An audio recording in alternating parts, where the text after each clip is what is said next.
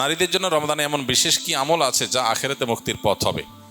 রমাদান মাসে আমাদের জন্য সবার জন্য যে কমন আমল আছে, সকল গুনাহ থেকে বেঁচে থাকা, চোখের গুনাহ, কানের গুনাহ, মনের গুনাহ, এগুলো থেকে বেঁচে থাকা, এটা নারী পুরুষ সকলের জন্য প্রযোজ্য।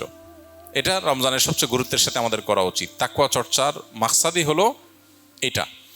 এর পাশাপাশি কোরআনে কারিমের তেলাওয়াতে বেশি মনোযোগ দেওয়া দরকার। মা বোনরা বাসাবাড়ির কাজের জন্য তারা অনেক সময় ধরে কাজে ব্যস্ত থাকতে হয়, সেজন্য তারা ওই কাজের ফাঁকে ফাঁকে জিকির, আজকার, তাসবিহ, দুরুদ, আল্লাহর স্মরণ, এই জিনিসগুলো তারা বেশি বেশি করে করতে পারেন।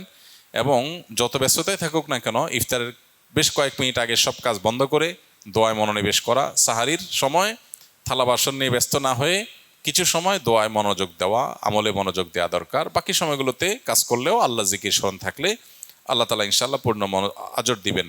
তাছাড়া তারা অন্যদের রোজার ব্যবস্থা করতে, ইফতারের ব্যবস্থা করতেছেন, সেজন্য বিপুল পরিমাণ সওয়াব মা বোনরা অর্জন করতে পারেন যদি নিয়ত করেন, আশা করেন আল্লাহর কাছে, ইহতিসাবুল আজর করেন যে আল্লাহ, আমি ফ্যামিলির সবার ইফতার ব্যবস্থা করছি, যে ব্যক্তি রোজাদারকে ইফতার করা সে তার পরিমাণ সওয়াব পায়, আপনি আমাকে সওয়াব দিয়েন, সে আশা যদি থাকে, আশা করা যায় তিনি সে আজরও আল্লাহর কাছ থেকে পেয়ে যাবেন।